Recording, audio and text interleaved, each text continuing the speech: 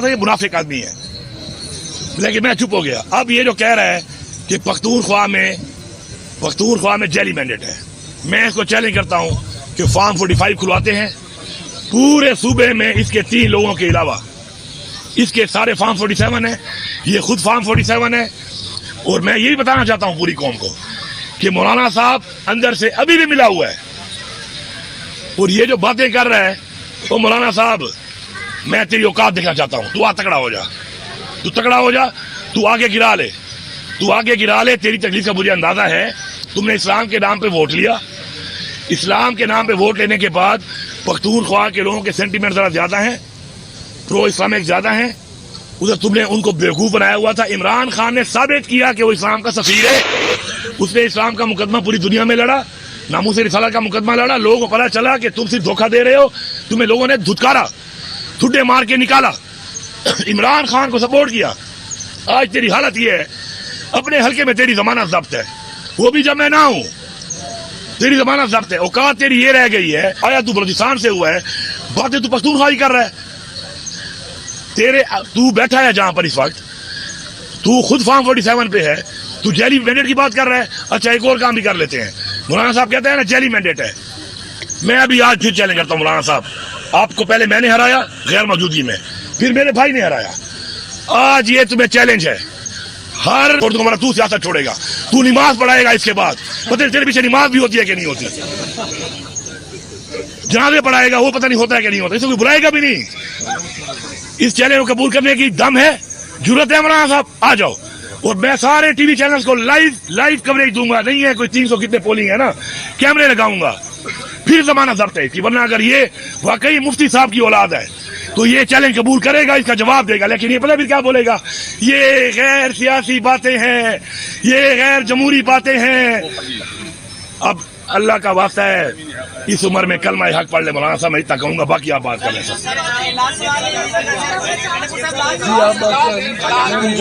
ये मुनाफिक आदमी है, लेकिन मैं चुप हो गया। अब ये जो कह रहा है कि पख्तूनख्वा में जेली मैंडेट है, मैं इसको चैलेंज करता हूं कि फार्म 45 खुलवाते हैं पूरे सूबे में, इसके 3 लोगों के अलावा।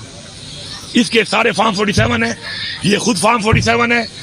और मैं यही बताना चाहता हूं पूरी कौम को कि मौलाना साहब अंदर से अभी भी मिला हुआ है, और ये जो बातें कर रहा है तो मौलाना साहब मैं तेरी औकात देखना चाहता हूं। तू तगड़ा हो जा, तू तगड़ा हो जा, तू आगे गिरा ले, तू आगे गिरा ले। तेरी तकलीफ का मुझे अंदाजा है। तुमने इस्लाम के नाम पे वोट लिया, इस्लाम के नाम पे वोट लेने के बाद पख्तूनख्वा के लोगों के सेंटीमेंट जरा ज्यादा हैं, प्रो इस्लामिक ज्यादा हैं। उधर तुमने उनको बेवकूफ बनाया हुआ था। इमरान खान ने साबित किया कि वो इस्लाम का सफीर है। उसने इस्लाम का मुकदमा पूरी दुनिया में लड़ा, नामूस रिसालत का मुकदमा लड़ा। लोगों को पता चला कि तुम सिर्फ धोखा दे रहे हो, तुम्हें लोगों ने धुतकारा, ठुड्डे मार के निकाला, इमरान खान को सपोर्ट किया। आज तेरी हालत ये है, अपने हल्के में तेरी जमानत जब्त है, वो भी जब मैं ना हूं, तेरी जमानत जब्त है। औकात तेरी हुआ है, बातें तू पख्तूनख्वा कर रहा है। तू बैठा है जहां पर इस वक्त, तू खुद फार्म 47 पे है, तू जेली मैंडेट की बात कर रहा है। अच्छा, एक और काम भी कर लेते हैं। मौलाना साहब कहते हैं ना जेली मैंडेट है, मैं अभी आज फिर चैलेंज करता हूं मौलाना साहब, आपको पहले मैंने हराया गैर मौजूदगी में, फिर मेरे भाई ने हराया, आज ये तुम्हें चैलेंज है। मैं सियासत छोड़ दूंगा, तू सियासत छोड़ेगा, तू नमाज पढ़ाएगा, इसके बाद पता नहीं तेरे पीछे नमाज भी होती है कि नहीं होती,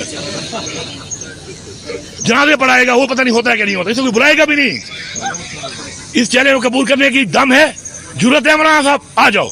और मैं सारे टीवी चैनल्स को लाइव कवरेज दूंगा। नहीं है कोई 300 कितने पोलिंग है ना, कैमरे लगाऊंगा, फिर जमाना जब्त है कि वरना अगर ये वाकई मुफ्ती साहब की औलाद है तो ये चैलेंज कबूल करेगा, इसका जवाब देगा। लेकिन ये पता फिर क्या बोलेगा, ये गैर सियासी बातें हैं, ये गैर जमहूरी बातें हैं।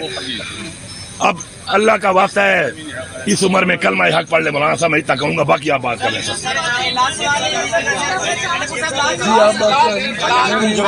ये मुनाफिक आदमी है, लेकिन मैं चुप हो गया। अब ये जो कह रहा है कि पख्तूनख्वा में जेली मैंडेट है, मैं इसको चैलेंज करता हूं कि फार्म 45 खुलवाते हैं पूरे सूबे में, इसके 3 लोगों के अलावा।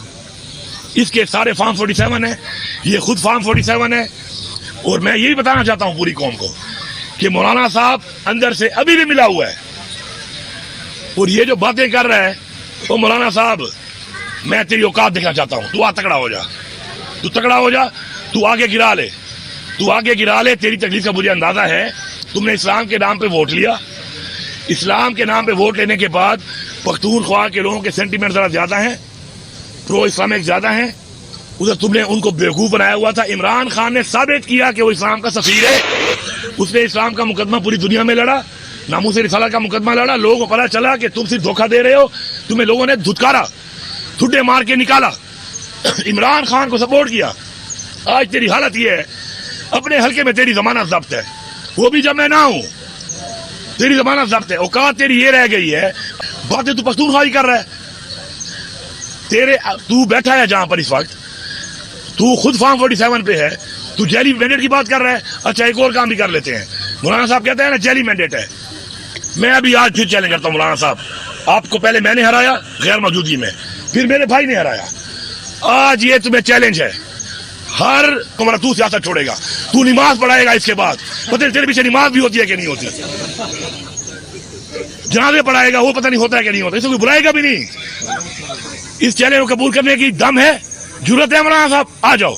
और मैं सारे टीवी चैनल्स को लाइव कवरेज दूंगा। नहीं है कोई 300 कितने पोलिंग है ना, कैमरे लगाऊंगा, फिर जमाना जब्त है इसकी। वरना अगर ये वाकई मुफ्ती साहब की औलाद है तो ये चैलेंज कबूल करेगा, इसका जवाब देगा। लेकिन ये पता भी क्या बोलेगा, ये गैर सियासी बातें हैं, ये गैर जमहूरी बातें हैं।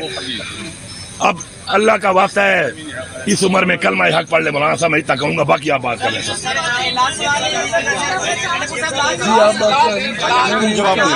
अरे दुनिया भर की जो एयरलाइंस हैं, मुसाफर एयरलाइंस, उनसे मुख्तलिफ औकात में मुख्तलिफ गलतियाँ होती रहती हैं।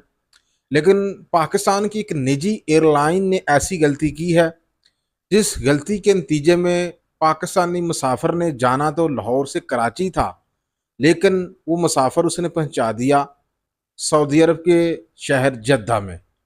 जी हाँ, वो भी बगैर किसी पासपोर्ट के और बगैर किसी वीज़े के। इस मामले को लेकर जिस शख्स को जद्दा पहुंचाया गया एयरलाइन की जानब से, इस शहरी ने नाज़रीन किराम निजी एयरलाइन के अमले को जो है इसका जिम्मेदार ठहरा दिया। उसने कहा कि इसमें मेरी गलती नहीं है, इसमें जो अमला था उसकी गलती है, क्योंकि उसका काम था मेरा जो बोर्डिंग पास है वो चेक करना। बहरहाल नाज़रीन किराम, ये सारा मामला चला कहाँ से और ये क्यों ऐसा हुआ, ये सारी डिटेल मैं आपके सामने रखना चाहता हूँ। शहरी का नाम था जी जैन शाह, जो कि कराची का रहायशी था और ये फैक्ट्री के काम के सिलसिले में कराची से लाहौर आया हुआ था पिछले 1 महीने से। इस शख्स ने दोबारा कराची वापस जाना था 1 महीने के बाद, तो इसने एक निजी एयरलाइन की टिकट जो है वो करवाई। और जब ये लाहौर एयरपोर्ट पहुंचा और वहाँ पे इसने अपना बोर्डिंग पास वगैरह दिखाया, और वो जो बस बोर्डिंग पास की प्लेस से त्यारे तक लेके जाती है, उस बस में वो सवार हुआ, तो आगे जाके उसने देखा कि 2 त्यारे एक ही कंपनी के एक ही जगह पर जो है वो खड़े हैं। उसको ये लगा कि शायद ये दोनों त्यारे जो हैं कराची में ही जाने वाले हैं, लेकिन मामला ये था कि उनमें से एक त्यारे ने जाना था जद्दे और दूसरे ने जाना था कराची, यानी कि एक डोमेस्टिक फ़्लाइट थी और एक इंटरनेशनल फ़्लाइट थी। अब वो शख्स जो है वो गलती से इंटरनेशनल फ़्लाइट के ऊपर बैठ गया, और उसमें अमले की गफलत ये थी कि अमले ने उसको गाइड नहीं किया और उसका जो बोर्डिंग पास है वो चेक नहीं किया।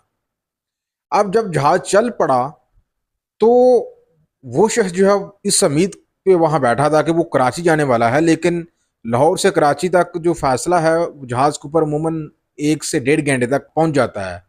लेकिन जब 1.25 घंटा हुआ तो जहाज़ जो है मुसलसल फ़ज़ा में जो है वो उड़ रहा था, फिर 1.5 घंटा हुआ, 2 घंटे भी हो गए, तो शहरी तशवीश में मुब्तला हो गया। उसने अमले को कहा कि कराची में कब लैंड करेंगे, तो अमला जो है उसकी जानब हैरान होकर देखने लगा और उसको कहा कि वो अपना बोर्डिंग पास दिखाए। अब बोर्डिंग पास के ऊपर जो है उसकी जो सारी डिटेल थी वो ये जाहिर कर रही थी कि वो डोमेस्टिक फ़्लाइट का मुसाफिर था, लेकिन उसको गलती लगी और वो गलती से इंटरनेशनल फ़्लाइट के ऊपर बैठ गया।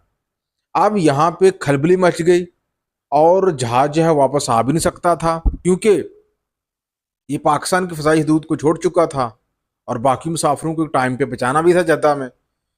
तो अमले में खलबली मच गई। इस तरह से ये जो प्रवाज़ है नाज़रीन इकराम, ये जद्दा पहुँच गए, शहरी को जद्दा जो है उतारा गया एयरपोर्ट पे वहाँ की जो पुलिस है, यहाँ काम है, उन्होंने इसकी तफ्तीश की और फिर इसी निजी एयरलाइन के जरिए अगले दिन दोबारा से इस शख्स को जद्दा से वापस कराची लाया गया। तो इस तरह से नाज़रीन कराम, ये बंदा जो है बगैर वीज़े और पासपोर्ट के निजी एयरलाइन के अमले की गलती की वजह से ये कराची जाने की बजाय जद्दा पहुंच गया। अब यहाँ पे जो निजी एयरलाइन है उसने क्या जवाब पेश किया इस सारी गफलत को लेके।